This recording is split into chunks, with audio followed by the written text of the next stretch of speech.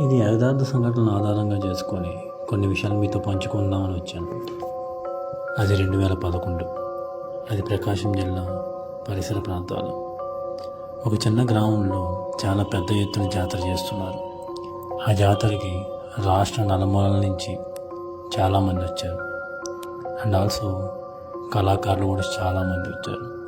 ఆ రోజు అక్కడ డ్యాన్సులు, నాటకాలు మొదలుగా కార్యక్రమాలన్నీ జరుపుతూ ప్రాంతం అంతా చాలా సందడిగా ఉంది.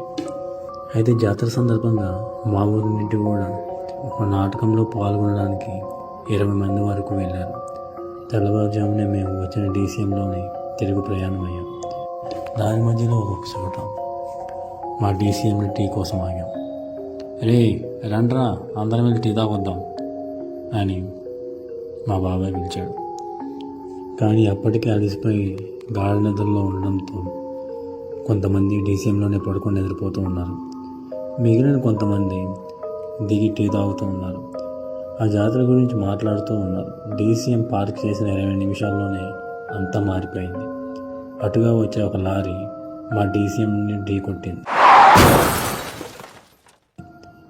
అంతే, డీసీఎంలో ఉన్న వాళ్ళు, అప్పుడే ట్రక్కులోకి ఎక్కుతున్న వాళ్ళు చెల్లాచెదురుగా పడిపోయారు.